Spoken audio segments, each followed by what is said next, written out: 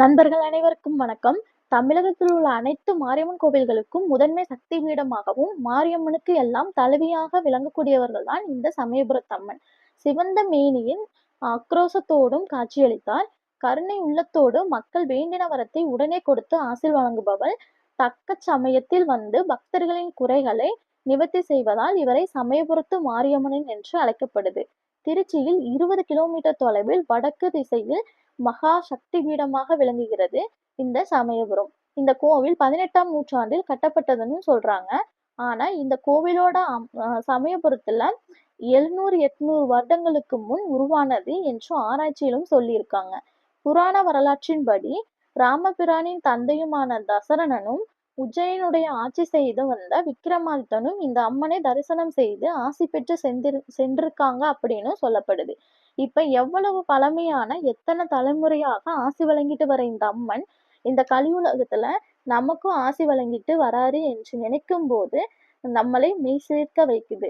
சமயபுரம் மாரியம்மன் யாரு, எதனால பூலோகம் வந்தாங்க, அவங்கள பற்றி முழுமையான முழு வரலாற்றை பற்றியும் என்னென்ன அதிசயங்களையும் நிகழ்த்திருக்காங்க, இந்த கலியுலகத்திலும் நிகழ்த்தி கொண்டிருக்கும் அதிசயங்கள் என்னென்ன, எல்லா பக்தர்களும் தான் நல்லா இருக்கணும் அப்படின்னு வேண்டிக்கிட்டு சாப்பிடாமல் விரதம் இருப்பாங்க. ஆனால் இந்த சமயபுரத்து அம்மன் பக்தர்கள் எந்த குறையும் இல்லாமல் இருக்கணும்னு பட்னி விரதம் இருக்கிறாங்களாம். எதனால அம்மன் இப்படி செய்கிறார் என்று பல ஆச்சரியமூட்டும் பல தகவல்களை எல்லாம் இந்த ஒரே வீடியோல பார்க்க போறோம். ஸ்கிப் பண்ணாமல் வீடியோவை கடைசி வரைக்கும் பாருங்க. அதுக்கு முன்னாடி நீங்க இப்பதான் முதலாக நம்ம சேனலை பார்க்குறீங்கன்னா மறக்காமல் சப்ஸ்கிரைப் பண்ணிக்கோங்க. வாங்க இப்ப வீடியோக்குள்ள போகலாம்.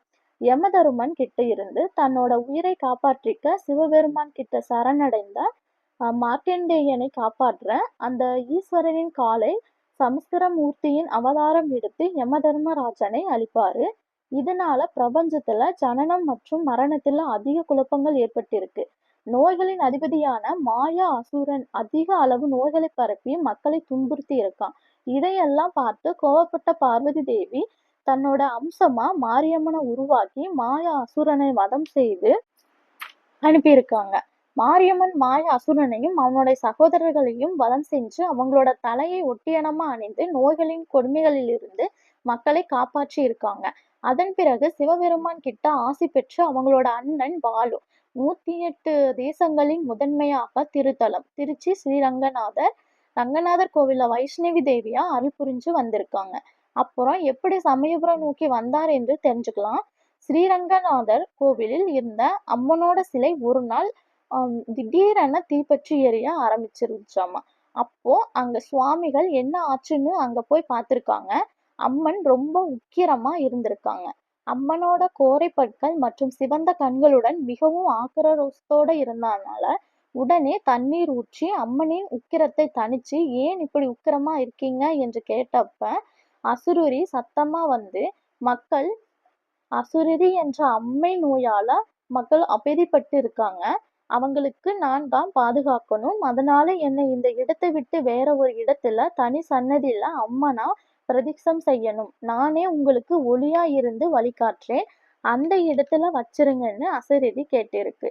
ரங்கநாதர் கோவிலிலிருந்து ஜி.எஸ். சாமிகளும் வைஷ்ணவி சிலையை வேறொரு இடத்திற்கு எடுத்துட்டு போகலாம்னு முடிவு எடுத்திருக்காங்க. ரங்கநாதர் கோவிலில் இருந்த வைஷ்ணவி அம்மனின் விக்கிரகத்தை தூக்கிக்கிட்டு பல்லக்குல போயிருக்காங்க. இரவு முழுவதும் ஒளியாய் வந்து வழிகாட்டிய அம்மன் விடிஞ்சதும் மறைஞ்சிட்டாங்களாமா. கண்ணனூர் அரண்மனை வீட்டுல பல்லக்கு நிறுத்திட்டு ஓய்வெடுத்திருக்காங்க. கொஞ்ச நேரத்திற்கு அப்புறம் சிலையை தூக்க முயற்சித்த போது சிலையை தூக்கிட்டு நகர்த்தவே முடியலையாமாம். மறுபடியும் அசரீரி சத்தம் ஒலிச்சிருக்கு. இந்த வேப்பமரம் மிகுந்த காட்டிலேயே நான் வசிக்கிறேன், மக்களை நோய்களோட கொடுமைகளிலிருந்து காப்பாற்றத்தான் நான் இங்கு இருக்கணும், என்னையே இங்கேயே விட்டுவிட்டு நீங்க மட்டும் ஸ்ரீரங்கத்துக்கு போங்க என்ன சொல்லியிருக்கு. அம்மனோட வாக்குப்படி ரங்கநாதர் கோவிலில் இருந்து எடுத்து வரப்பட்ட வைஷ்ணவி அம்மன் வேப்பமர காட்டுல மாரியம்மனா அருள் புரிஞ்சிருக்காங்க. கண்ணனூர், கண்ணபுரம், விக்கிரமபுரம், மகாகாலிபுரம் என்ற இப்படி பல பேறுகளாக சமயபுரம் அழைக்கப்படுகிறது. சிவனோட இந்த முதல் மனைவி சதியோட உடல் வெட்டப்பட்ட போது அவங்களோட கண் விழுந்த இடம்தான் சமயபுரம் என்றும் சொல்றாங்க. திருச்சி காவிரி ஆற்றின் வடக்கு கரையில் அமைந்திருக்கு. சமயபுரம் கிபி 17ஆம் நூற்றாண்டில் திருச்சியை ஆட்சி செய்த விஜயநகர மன்னன் தென்னாட்டு மீது படையெடுத்து போருக்கு புறப்படும்போது அம்மன் வாழும் கண்ணனூர் அவர் வேப்பமரக்காட்டுல படைகளோட தங்கியிருந்தாராம். அப்போ இந்த போர்ல நான் வெற்றி அடைஞ்சா அம்மனுக்கு தனி ஆலயம் கட்டி கொடுக்கிறேன் என்று வேண்டிக்கிட்டு இருக்காரு. அதே மாதிரி விஜயநகர சொக்கநாத நாயக்கர் கிபி 1706ல போர்ல வெற்றி அடைந்த போது தான் வேண்டிக்கிட்ட மாதிரியே பிரம்மாண்டமான மாரியம்மனுக்கு தனி கோவில் கட்டி கொடுத்திருக்காரு. அதுதான் இப்ப நாம வழிபட்டு கொண்டிருக்க சமயபுரத்து ஆலயம்.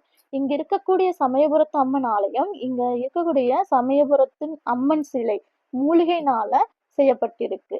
அதனால அம்மனுக்கு அபிஷேகங்கள் செய்ய மாட்டாங்களாம். வேப்பமரக்காட்டுல இருந்த மாரியம்மனுக்கு அங்கேயே ஒரு தனி ஆலயம் எழுப்பிட்டு ஆதி மாரியம்மன் என்று சொல்லி வழிபட்டு வந்திருக்காங்க. இப்ப இருக்கிற சமயபுரத்தில் இருந்து 5 கிலோமீட்டர் தொலைவில் ஆதி மாரியம்மன் கோவில் இருக்கு. இந்த மாரியம்மனை விக்ரமாதித்த மகாராஜா வழிபட்டிருக்காருன்னு வரலாற்றுல கூறப்பட்டிருக்கு. வேப்பமரக்காட்டுல உருவான கோவில் அப்படிங்கிறதுனால சமயபுர கோவிலோட பல வருஷமா வேப்பமரம் அமைஞ்சிருக்கு. சமயபுரத்தம்மனோட தாய் வீடான ஆதி மாரியம்மன் கோவில் இருக்கு. சமயபுரத்த மாரியம்மன் என்று சொன்னதுமே எல்லாருக்குமே ஞாபகம் வர்ற ஒரு விஷயம்னா பூச்செறிதல் விழாவும் அம்மன் பச்சை பட்னி விரதம் இருப்பதும் தான். கூட கூடையா டன் கணக்குல பூக்களால் அம்மனுக்கு பிரம்மாண்டமா கொண்டாடிட்டு வராங்க. மாசி மாதம் கடைசி ஞாயிற்றுக்கிழமையிலிருந்து பங்குனி மாதம் கடைசி ஞாயிற்றுக்கிழமை வரைக்கும் ஒவ்வொரு வாரமும் சிறப்பா கொண்டாடுவாங்க. இந்த பூச்செறிதல் விழாவில் தங்கச்சி மாரியம்மனுக்கு அண்ணன் ஸ்ரீரங்கநாதர் ஸ்ரீரங்கத்திலிருந்து வர பூக்களால் தான் முதல் பூச்செறிதல் விழா நடக்குமாம். பூச்செறிதல் விழா உருவாக காரணம் தான் அம்மன் நடத்திய திருவிளையாடல் அப்படின்னு தெரிஞ்சுக்கலாம். ஆங்கிலேயர்கள் நம்முடைய நாட்டை அடிமைப்படுத்தி ஆட்சி செய்த போது திருச்சியை கைப்பற்ற திட்டம் போட்டு இருக்காங்க. பிரெஞ்சு படை வீரர்கள் ஸ்ரீரங்கத்துல பிரெஞ்சு படை வீரர்கள் தங்கி இருந்திருக்கிறாங்க. சமயபுரத்துல ஆங்கிலேயர்கள் முகாம் போட்டு இருந்திருக்காங்க.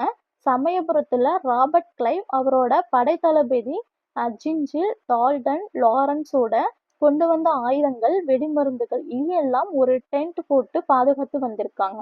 அதனால இரவு நேரத்துல சமயபுரத்தில் தங்கியிருந்த மக்கள் யாருமே வீட்டை விட்டு வெளியே வரக்கூடாதுன்னு ஒரு தடை உத்தரவும் போட்டிருக்காங்க. தளபதி ஜிஞ்சில் மட்டும் நடுராத்திரியில ஆயுதங்கள் இருந்த டென்ட்டை சுத்தி வந்து பாதுகாத்திருக்காரு. அப்போ மஞ்சள் நிற ஆடையில ஒரு பொண்ணு 2 கைகளிலும் தீச்சட்டி ஏந்திட்டு போயிட்டு இருந்திருக்காங்க. அந்த பொண்ணை பார்த்து தளபதி ஜிஞ்சில் நில், யாரு நீ என்று கத்திருக்காரு. அந்த பொண்ணும் அவரோட குரலை பொருட்படுத்தாமல் அந்த இடத்தை விட்டு தொடர்ந்து நடந்து போயிட்டே இருந்திருக்காங்க. உடனே ஜிஞ்சில் தன்னோட கை துப்பாக்கி எடுத்து அந்த பொண்ணை நோக்கி சுட்டிருக்காரு. அப்பத்தான் ஒரு அதிசயம் நடந்திருக்கு. துப்பாக்கி தோட்டாக்கள் எல்லாம் பூக்களால் மாறி அந்த பொண்ணோட தலையில விழுந்திருக்கு.